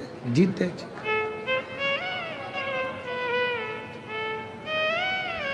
और मिलती है राम नाम की दौलत कभी कभी, होती है अपने भाग्य से शिव पुराण कभी कभी। ये अपने भाग्य से हुई है, अपनी किस्मत से हुई है। ये भाग्य अपना, अपनी किस्मत है जो अपने को यीशु महापुराण की कथा श्रवण करने को प्राप्त हुआ। फिर मौका मिले ना मिले, मनुष्य देह मिले ना मिले, संसार सागर में दूसरी बार जन्म मिले ना मिले, मिला है उसको स्वीकार करो। जो मिला है उसको अपने जीवन में उतारो। तुम्हें तारकासुर के बेटों को नहीं मारना। कार्तिकेय, तारकासुर के बेटों को तो मारने की जवाबदारी शिव की है। आपकी अपनी और संसार की किसी की जवाबदारी नहीं है। जन्म, मरण और परण। परण मतलब शादी, मरण मतलब मरना, और जन्म मतलब जन्म। ये तीन जवाबदारी किसी देवता के पास नहीं है। इन तीन चीज की जवाबदारी शंकर जी के पास है, शिव जी के पास। कब जन्म होगा, कहां जन्म होगा, कैसे जन्म होगा, किस जगह पर जन्म होगा, इसकी जवाबदारी शिव जी के पास है। मरण, कब मरोगे, कहां मरोगे, कैसे मरोगे, इसकी भी जवाबदारी शंकर के पास। परण, शादी नहीं हो रही है, विवाह नहीं हो रहा है, शंकर भगवान को सब मालूम है कि कहां, कब, कैसे कराना। तुम पूरी जिंदगी लड़कियां देखते रहो, मेरे लड़के के लिए लड़की अच्छी है, ये रिजेक्ट करा, वो करा, ये करा, वो करा। पूरा जीवन तुमने इसमें लगा दिया, 10 साल 5 साल इसमें निकाल दिए। लड़की के लिए लड़का ये अच्छा है, लड़के के लिए लड़की ये अच्छी है, पर उसने जिसके साथ लिखी होगी वही मिलेगी। 50 लड़के देखे तुम सबके लिए, और 50 लड़की देखी ये मेरे सब जीजाओं के लिए। 50 लड़की देखी, पर तुम्हारी किस्मत में जो चंद्र घंटा थी वही मिली है। तुम्हारे भाग्य में जो लिखी थी वही तुम्हें प्राप्त हो। क्यों? ये जोड़ी आज की है ही नहीं, आज की है ही नहीं। एक पत्नी मरते मरते बोली, मैंने खूब करवा चौथ के व्रत करे हैं, खूब मैंने तीज का व्रत करा है, अब मैं जा रही हूं, स्वर्ग में मिलेंगे। अब मैं जा रही हूं, स्वर्ग में मिलेंगे।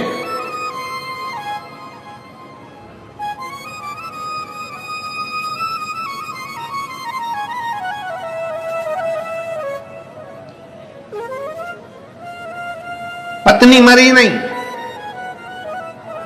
3 महीने जिंदा रह गई। पत्नी जिंदा तो रह गई, पलंग पर पड़े पड़े अपने पति को देख रही थी।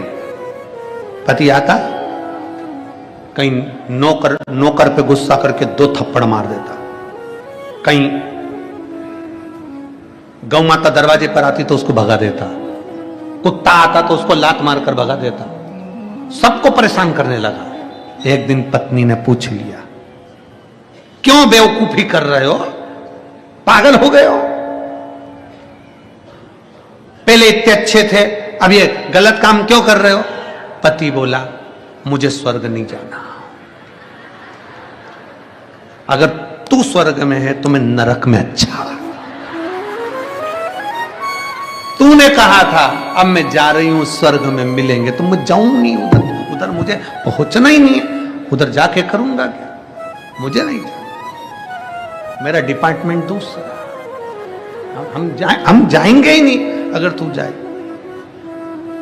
तुम्हारे भाग्य में अगर पत्नी जो मिली है, शंकर भगवान को धन्यवाद देना कि कृपा है आपकी, जो मेरे जैसे व्यक्ति को संभाल रही है और मेरे बच्चों को संभाल रही है, ऐसी कहीं कृपा ही तेरी हो। अब तुम बोलोगे गुरुजी क्या हम अच्छे नहीं है? तुम बहुत अच्छे हो, है? और तुम कितने अच्छे हो, जब तुम्हारी शादी हो रही थी तुम्हारे घर के लोगों ने बता दिया था हमारा लड़का तो हीरा है, पर यह नहीं बताया था कि हमारा लड़का बेवड़ा है। हीरा बताया। अब कितने अच्छे हो, ये तो राम था। इसको खड़े होना था भगवान शंकर के दर्शन की लाइन में, ये खड़ा हो जाता है ठेके की लाइन में। कितना अच्छा।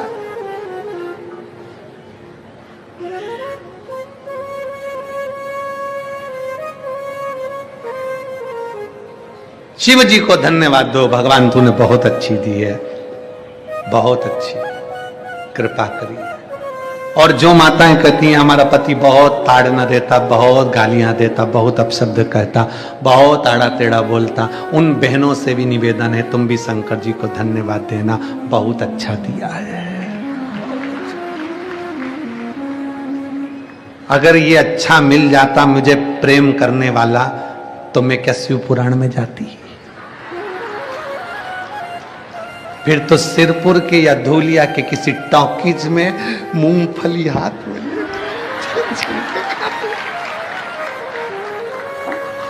ये तेरी कृपा है, तेरी उदारता है। तू इतना अच्छा है कि तूने ऐसा दिया कि दिन भर गाली देता, दिन भर ताने देता और दिन भर अपशब्द बोलता, ये ताने देता तो मेरा दिल इससे हटकर भोलेनाथ में लग गया।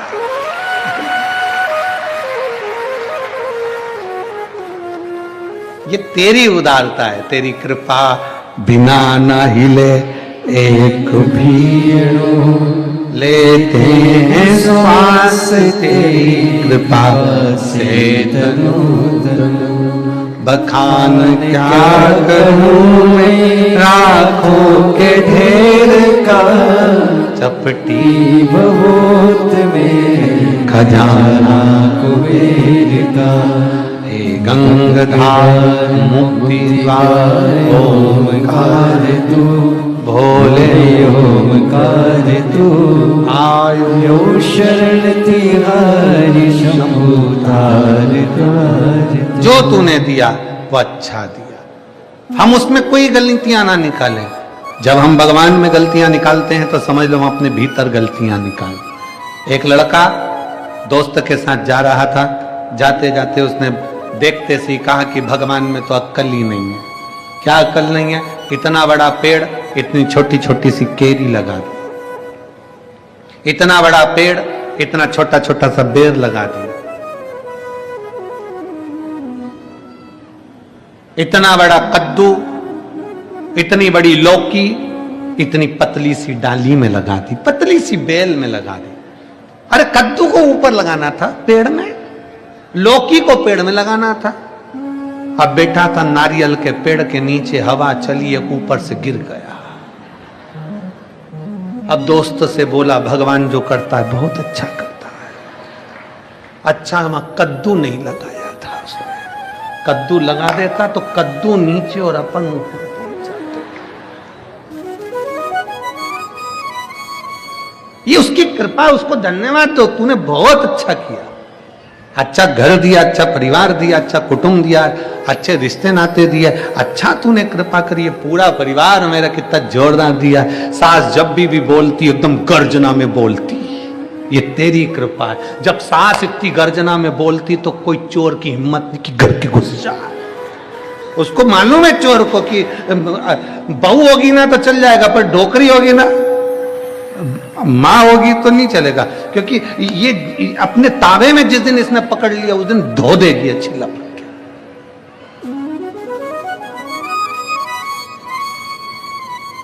तुम खुद देखो, अच्छा अंदाजा लगा के देखो जरा। पैसे मांगने वाले कभी भी बुजुर्ग व्यक्ति के पास पैसे मांगने नहीं जाते हैं कि माँ जी, पिताजी, भाऊ साहब हमको पैसे मांगने वाले जाएंगे तो बहू और बेटों के पास में। नौकरानी किससे कहेगी? सास से तो कभी कहती ही नहीं नौकरानी पैसे की जरूरत है। तो पोछे वाली, झाड़ू वाली, बर्तन वाली, भांडा वाली कभी भी पैसे की जरूरत होगी ना, बहुओं से कहेगी जी मुझे पैसे की जरूरत। तो जी कहे कि मम्मी से राम मैं नहीं कह सकता। नौकर अगर पैसा दुकान पे चाहिए तो नौकर कभी भी सेठ जी से, जो पिताजी हैं, बुजुर्ग हैं, उनसे नहीं कहेगा। वो कहेगा तो बेटा भैया मेरे को पैसे की जरूरत, तो तू पापा से कहना। मैं नहीं कह सकता, पापा से तो नहीं कह सकता, क्योंकि मालूम है पारखी नजर निरमा सुपर। इनको मालूम है कि पिताजी की निगाह बहुत पारखी है, मां की निगाह बहुत पारखी है, घर के बुजुर्ग की निगाह बहुत पारखी है। वो समझते हैं कौन अच्छा कौन बुरा, क्या करेंगे क्या नहीं करेंगे। और सास ने कहा था मत देना पैसा, पर बहू ने चुपचाप से दे दिया। वो 15 दिन बाद काम छोड़ के चली गई, आई नहीं। सास ने कहा था मत देना, पर समझे ये तो सोच रही थी मेरी बेचारी कैसे चली। सास की निगाह बहुत पारखी है। जैसे सास की निगाह पारखी है, ससुर की निगाह पारखी है, उसी तरह मेरे भोले बाबा पूरे देवताओं के भी देव महादेव हैं, घर के देवताओं में बुजुर्ग हैं, इसलिए उनकी निगाह भी पारखी है। किसको क्या देना है वो जानते, उसको मालूम है।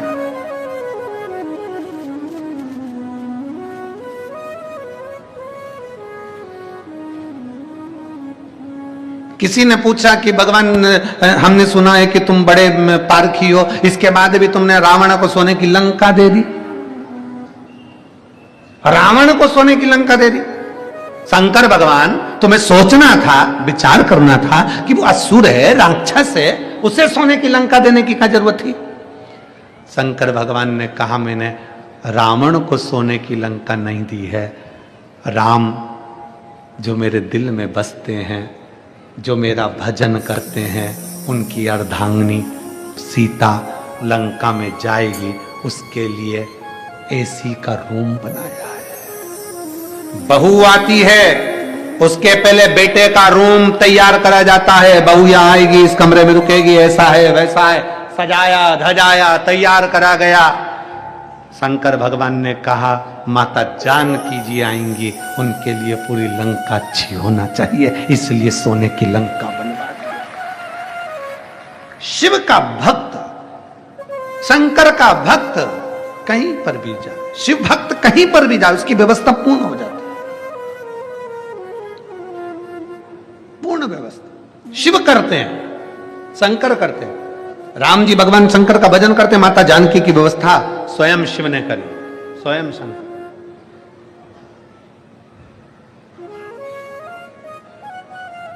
स्वयं शिव करते हैं, इसलिए शंकर की उदारता, शंकर की करुणा कोई साधारण नहीं है।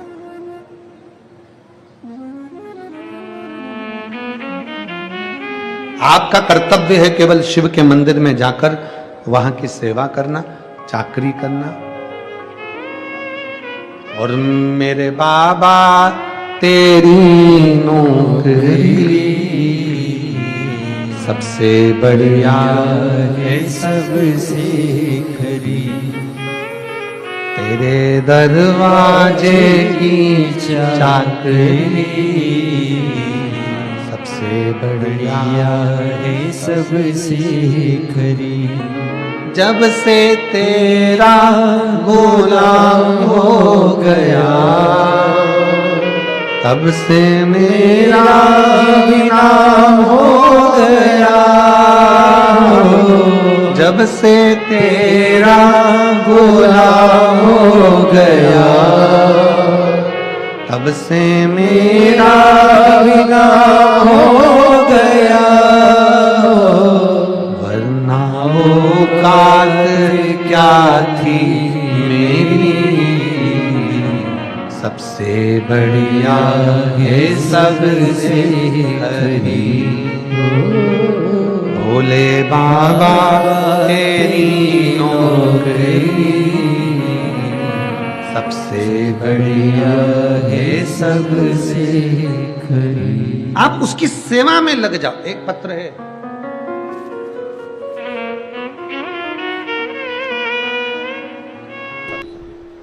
बिना शंकर जी की कृपा के कुछ नहीं हो सकता।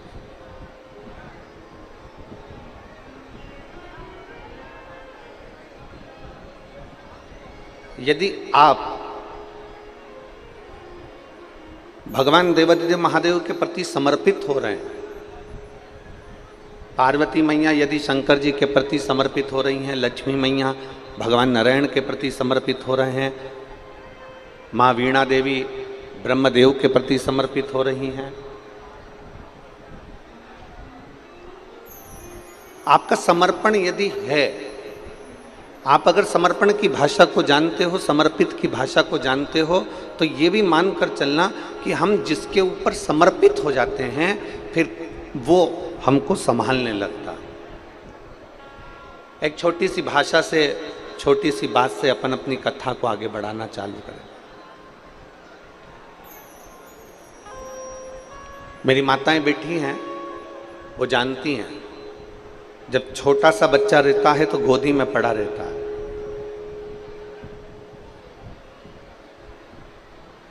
छोटा सा बच्चा कोई काम करता है क्या? अमलेश्वर की मेरी जीजियां थोड़ा ध्यान देना। छोटा सा बच्चा गोदी में पड़ा है, दूध उठाकर पिएगा, बोतल उठाकर पिएगा, जम के बोलते जाओ जरा। जन्म लिया शिशु, गोदी में पड़ा हुआ 15 दिन का बालक, 20 दिन का बालक दूध की बाटल उठाकर दूध नहीं पीता। जन्म लिया शिशु, गोदी में पड़ा हुआ बालक भोजन उठाकर नहीं करता, केवल पड़ा रहता है और मां उसके मन की दशा को समझती है।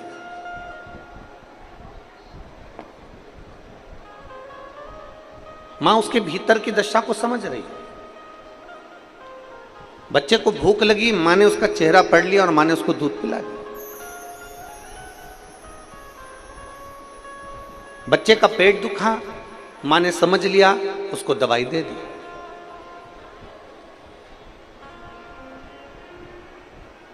बच्चे ने गंदगी कर दी, मां ने उसको कपड़ा बदल दिया।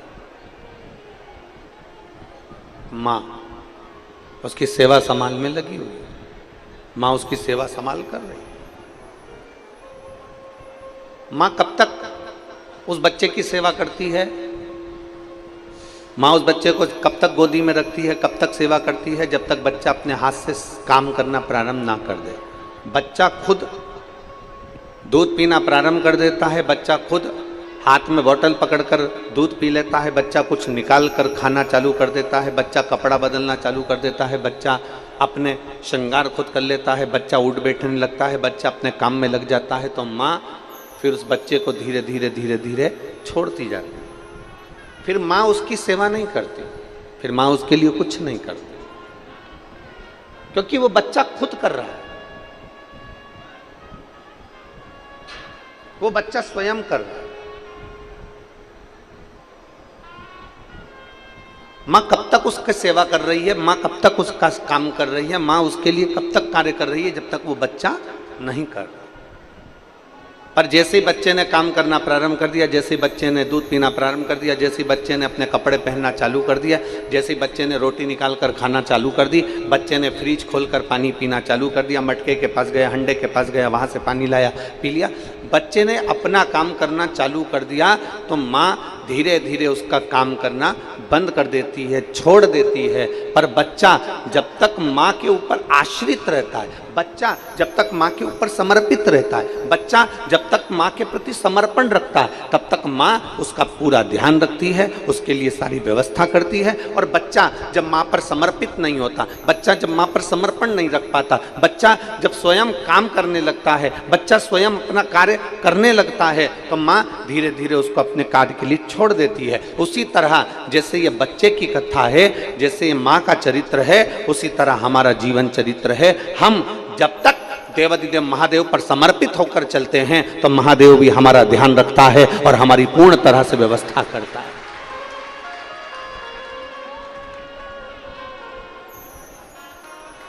आपका समर्पण।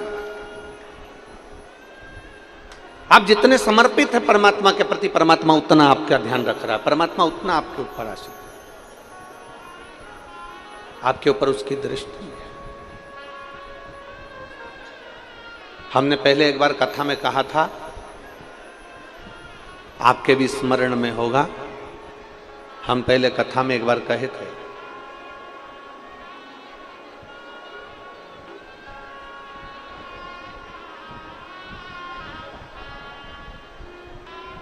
हम पहले कथा में आपको कहे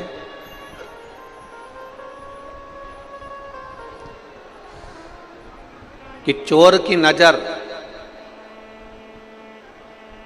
आपके धन पर होगी, चेन पर होगी, मंगलसूत्र पर होगी।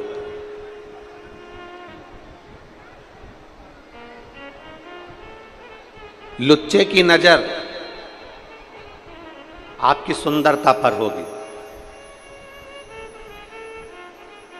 चोर की नजर चेन पर है, मंगलसूत्र पर है, चोर की नजर आपके पर्स पर है, आपके मोबाइल पर है।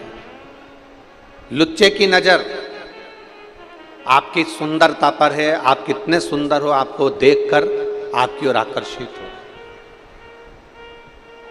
चोर की नजर चेन पर होती है, धन पर होती है, लुच्चे की नजर आपकी सुंदरता पर होती है, और मेरे महादेव की नजर जो भगवान की भक्ति में डूबा रहता है उस पर निरंतर बनी ही रहती है।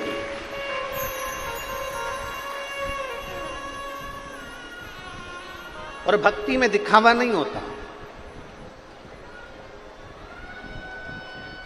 समर्पण में कोई दिखावा नहीं है, समर्पण दिखावे से परे है, समर्पण में कोई दिखावे का काम नहीं।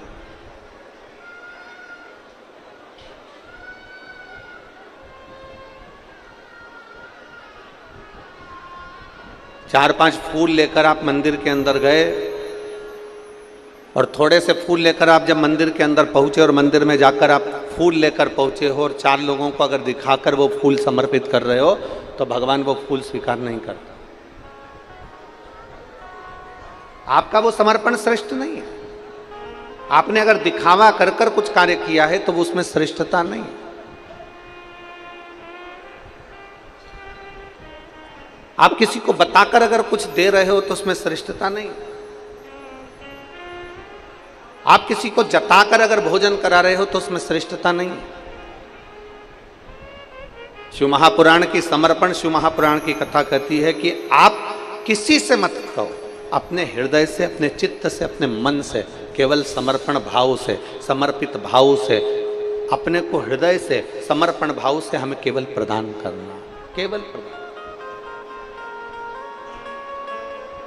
और तेरा ही दिया मैंने खाया पिया है, तेरा शुक्रिया है, तेरा शुक्रिया है। मुझे मेरे बाबा ने बहुत दे दिया है, तेरा शुक्रिया, तेरा शुक्रिया।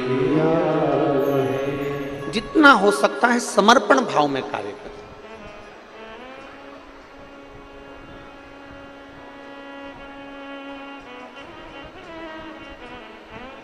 यहां हाटकेश्वर महादेव हैं। कौन कौन गया दर्शन करने? जरा हाथ उठाओ। आप लोग गए हो? रखिए। आप सभी को नमन है जो आप बाबा के दर्शन करें।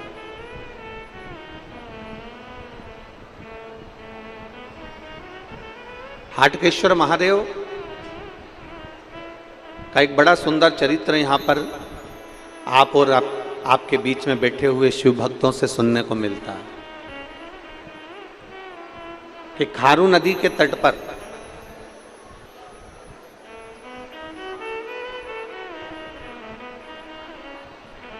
वन को जाते समय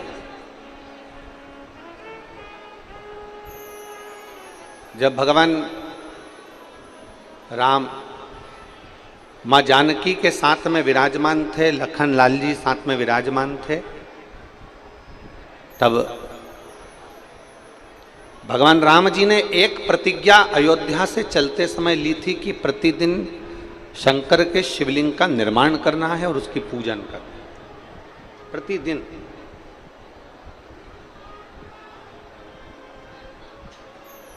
और ये राम जी का नियम था, ये मेरे राघव जी का नियम था। राम जी ने एक नियम लिया था कि प्रतिदिन अयोध्या से निकल कर जा रहा हूं और अयोध्या में मेरे पिता दशरथ जी का नियम है कि दशरथ जी शंकर भगवान के पार्थिव शिवलिंग का निर्माण करते हैं, उसकी पूजन करते हैं, उसकी आराधना करते हैं, उसकी अर्चना करते हैं। तो मैं भी करूं, मैं भी उसको करूं। और यही होना चाहिए। अगर पिताजी भजन करते हैं ना, तो भजन का बल बेटे में आना चाहिए। पिताजी कीर्तन करते हैं तो कीर्तन का बल बेटे में आना चाहिए। पिताजी अगर सत्संग करते हैं तो सत्संग का बल बेटे में आना चाहिए। पर हमारे यहां पर थोड़ा उल्टा हो जाता है। यहां अगर पिताजी नशे में डूबे हैं ना, तो बच्चा भी नशे में डूबने का प्रयास करता है।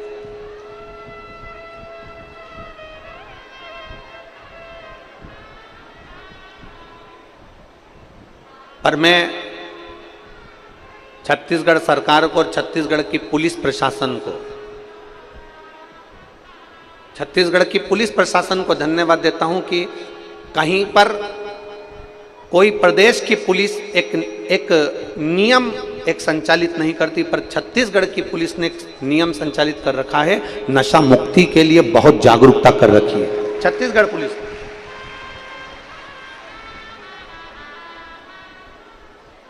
नशा मुक्त करने के लिए छत्तीसगढ़ पुलिस कहीं ना कहीं अपनी अपनी जागरूकता अभियान चलाती रहती है और बहुत साधुवाद है उसको, बहुत साधुवाद, धन्यवाद।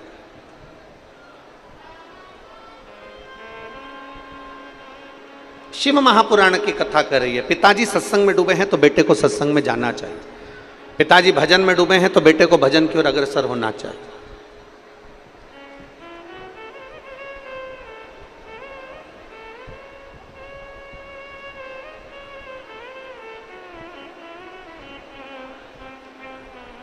एक निवेदन है आप लोगों से, अगर आप लोग स्वीकार करें तो बहुत अच्छी बात है।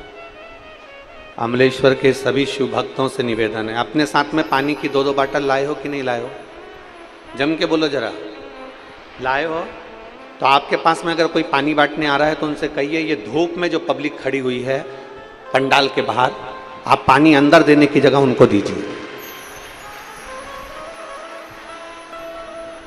बोल सकते हो? जम के बोलो जरा। 7 दिन की कथा है,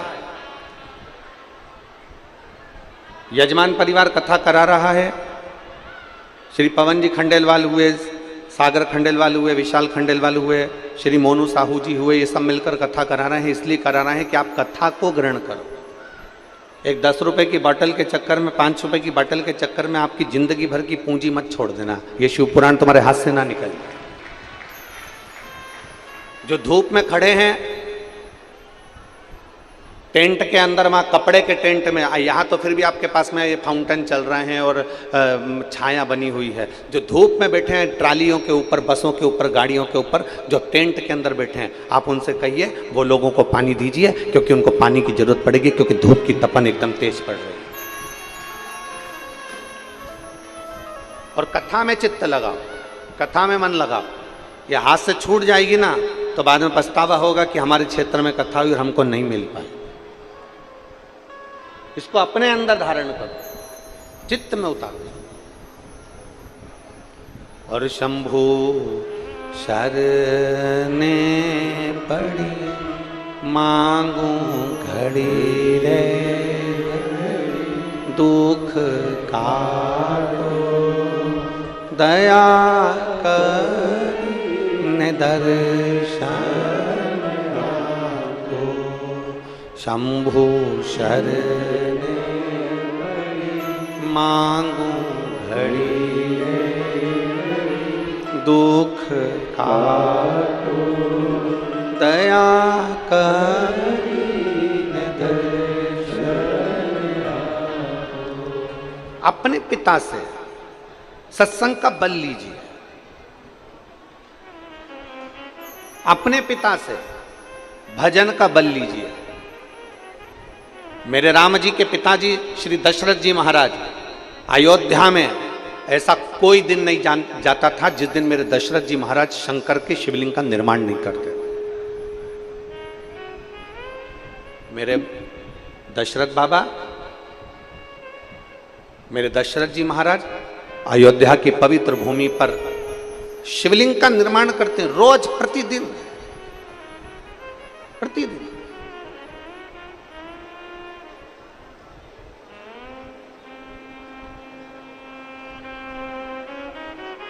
और भगवान शंकर से रोज प्रार्थना करते हैं, रोज प्रतिदिन। जब अयोध्या से मेरे राम जी वनवास के लिए जा रहे हैं,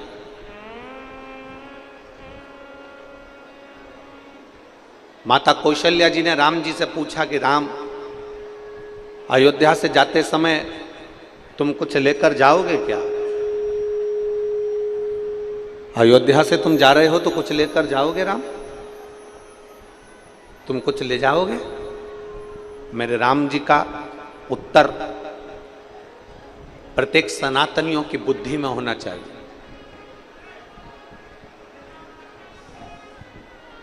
अवध के राजा राम जी का उत्तर प्रत्येक सनातनियों की बुद्धि में होना चाहिए। राम जी से कौशल्या मैया पूछ रही है कि तुम वन में जा रहे हो तो राम तुम कुछ लेकर जाओगे?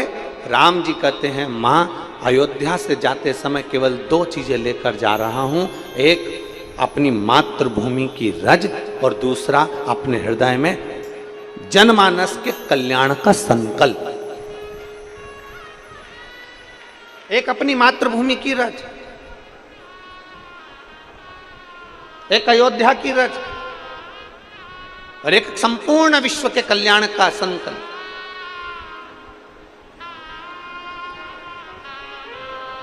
आप में, हम में और राम जी में बहुत अंतर है।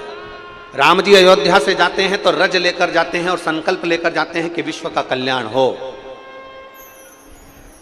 और आप और हम जब कहीं जाते हैं तो ये विचार कर कर जाते हैं कि अपने साथ में बैग में सामान रख लो, खाने पीने का सामान रख लो, थोड़ा बहुत सामान जोड़ के रख लो, और संकल्प लेकर जाते हैं कि अपना भला हो, बाकी का दूसरे को जाने।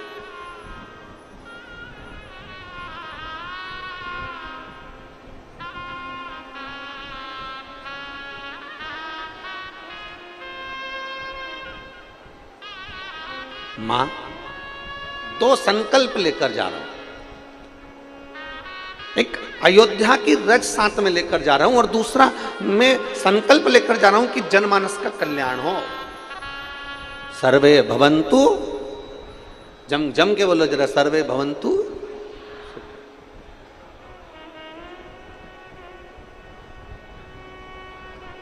ये संकल्प लिया है राम जी।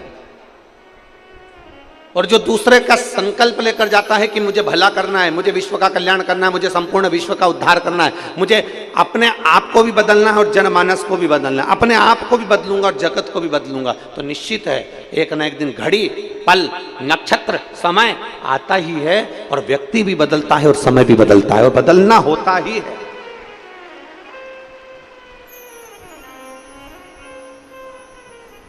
बदलाव। लोग कहते हैं गुरुजी हम आपसे एक बात पूछें, तो लोग प्रश्न करके कहते हैं कि ये बताओ कि आप इतनी सारी कथा कहते हो, इतने सारे शंकर के भक्त कथा सुनने के लिए आते हैं, लाखों की संख्या में लोग कथा में पहुंचते हैं, ये कितने लोग आपकी कथा को अपने अंदर उतारते हैं? कितने लोग? अब यहाँ ढेर सारे लोग, भक्त लोग आए हैं, पंडाल के बाहर लोग खड़े हैं, गाड़ियों में खड़े हैं, पंडाल टेंट में खड़े बैठे हैं, यहाँ बैठे हैं, कोई गाड़ियों पर जेसीबी पर चढ़े हुए हैं, कोई कहीं बैठे हैं, कोई कहीं बैठे हैं। जरा विचार करिए गुरुजी, इतने सारे शिव भक्त आते हैं, इतने सारे शंकर के भक्त में कितने भक्त हैं जो आपकी कथा को अंदर उतारते हैं?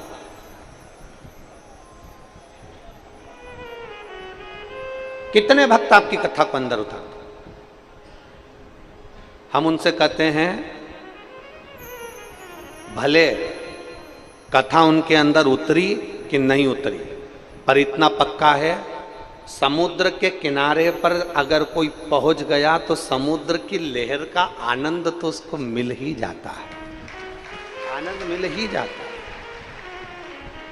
खारू नदी के तट पर अगर पहुंच गए, आप नदी के अंदर नहीं भी उतरे, आप नदी में नहीं भी गए, गीले भी नहीं हुए ना, तो भी खारू नदी के तट पर बैठकर नाव जो चलती है ना, बैठे बैठे उसका आनंद तो ले सकते हो, बैठे बैठे उसका आनंद तो ले सकते हो। भले आप उस नदी में ना उतरे, भले आपने स्नान नहीं किया, भले आप नौका विहार नहीं करे, भले आप नाव में नहीं चले, पर खारू नदी के तट पर पहुंचे तो नदी के जल की लहर, नदी के जल का जो